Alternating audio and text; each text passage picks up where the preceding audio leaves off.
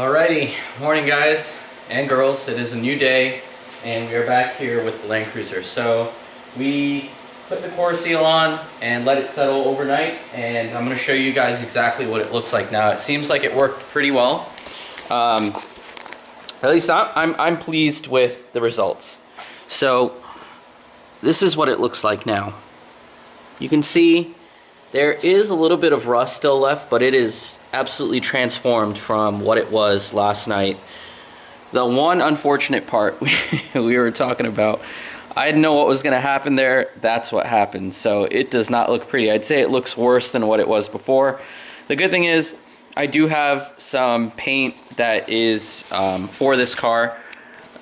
So we'll put that on and get that back to somewhat of a normal looking color, so that should help with that. And I stopped at the store and I picked up a few more things. So one of the things I noticed was, as I was putting on the product on the car last night, a lot of the parts were hard to reach to with a brush. So I thought, why don't I get a can of Rust Stop, or this one's called Rust Stop. It's from Ace Hardware. And this is a lot like a top coat, like what I have with the Eastwood product, where you just spray it on and it should stop any rust from occurring in the future. So I'm going to use this in conjunction with the Eastwood paint that I have. Obviously I'll use that in the areas that are nice, flat, and open, and I'll just brush that on, and this is going to be for the tight areas.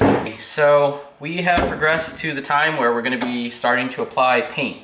Now, as I said before, we're going to be using the combination of these two.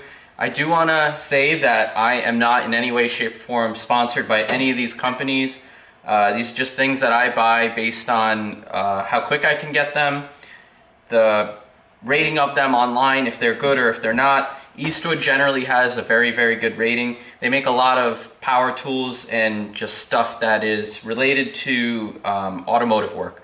So that's kind of why I stick with Eastwood. I know a lot of people prefer companies like POR5. I personally have no experience with it, but I've in the past ordered from Eastwood a lot, so that's kind of why I stick with them.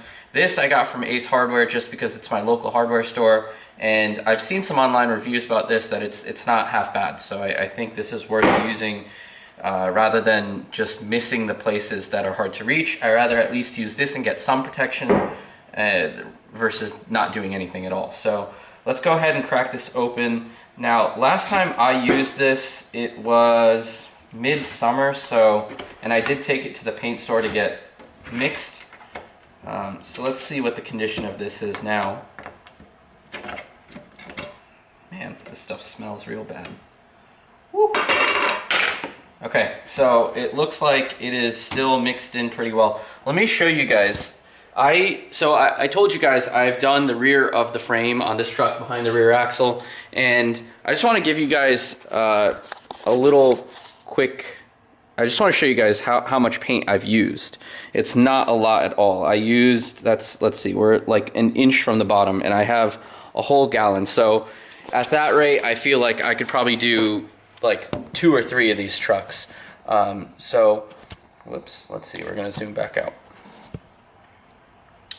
So yeah, we're gonna pour some of this out into these little cups that I use. Now this, like the other stuff that I've used, it doesn't matter if you pour it back because this frame is clean, it's coated. But, you know, generally you just pour a little bit at a time and you just keep using it up so that you don't have excess and you don't have to do that.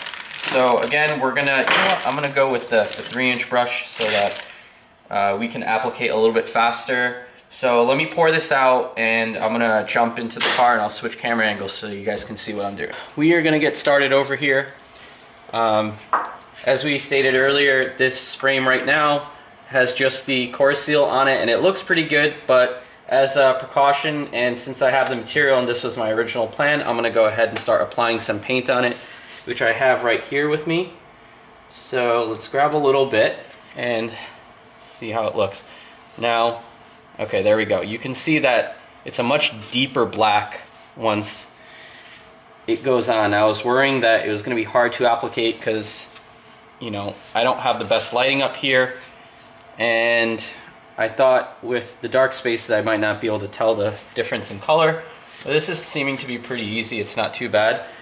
And with the core seal, it is a metal prep as well as rust dissolver, so once it cures, you can just paint right on top of it. You don't need to remove anything, which is really, really nice. It saves a lot of hassle there.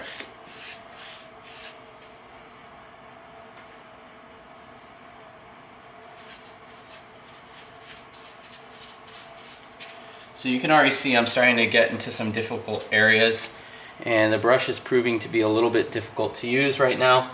So that's why I got the spray can, and that should help me to get into those tight areas, the hard to reach areas.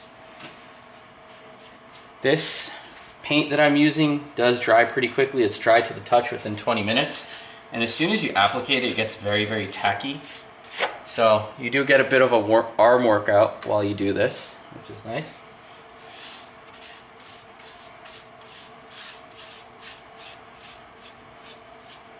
I think that's starting to look really, really good.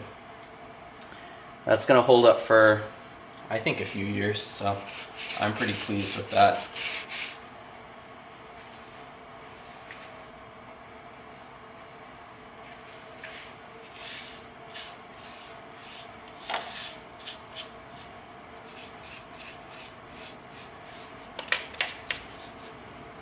I'm gonna go and grab a small brush too, so that I have that and I can get into the smaller crevices.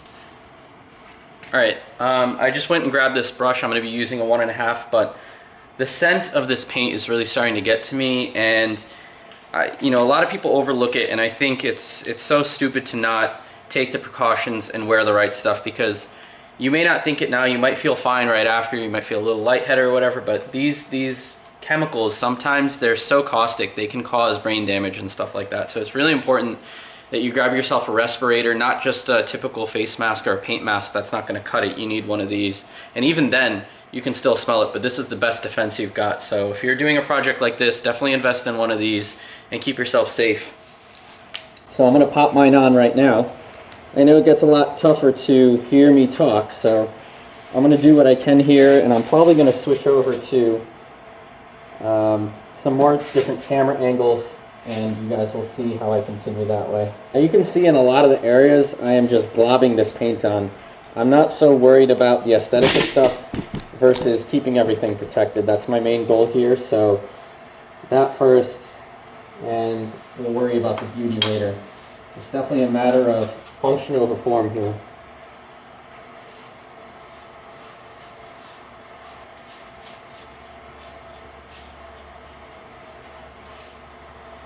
Alright, this section looks pretty good. Now unfortunately, as I start to get down here, it's just not safe to keep my camera there, so I'm going to switch you guys off for a little bit. When I get another section where I can turn the camera on, I will. So we just finished up painting. Unfortunately, I wasn't able to get good camera angles because the paint splatter is quite bad, and I just don't want to mess up the lens on this camera, so you'll just have to take my word for it that it took me about an hour to finish up the frame, and I'm going to show you guys what it looks like now. So if we move over to here, you'll see that the frame is completely black. The only thing that is rusty right now are these drums, which are being replaced, as well as these shocks, which will also be replaced. Getting down over here, the frame is completely black now, and it looks much, much better. I went ahead and painted all the control arms here. Just, I mean, they weren't really rusted too bad, but it looks a lot better now. I used a rattle can. I rattle canned the drive shaft and the fuel tank skid plate over there. And you can see the front of the truck, as I was saying, there's a lot of major oil leaks there, so it doesn't really get too bad. I'm going to zoom in here so you guys can see. There's quite a significant oil leak there, and also coming off the transmission, you can see that there's oil all over the front sway bar over there. So when I go to do the rust remediation on the front, it's mainly going to be continuing down the frame rails, so I stopped right about where those cats were. So we're going to move down, do those lower control arms over there, and work our way over to the front. So if I go over to the back, like I told you guys, I did do this portion before, but since I had the rattle can out, I went ahead and just did some more and retouched some areas. So you can see over here, most of it is already black. So if I step away from the truck and go into the rear, you can see that it does not look rusty from behind, which is absolutely what I'm going for over here. So definitely looks a lot better. Still got a lot more to go. There's some significant rot going on over there, so we'll try and figure out what to do with that. But it's starting to come around and look pretty good. So I'm really pleased with the results over here. I don't know how long this will last, but it should take me at least a few years. You know, the motor, I'm definitely going to have some work done on that. We've got a power steering pump to do. There's quite a significant exhaust leak on the actual exhaust manifold and intake manifold. So I've got gaskets for that, so we need to do that as well. But I don't know if I'm going to tackle that this winter because the truck does still run and drive just fine. It's just a noise issue and maybe a little bit of power loss. So I think I can deal with that for the time being. It's the more major stuff that I want to figure out right now so that this doesn't rust out all through winter.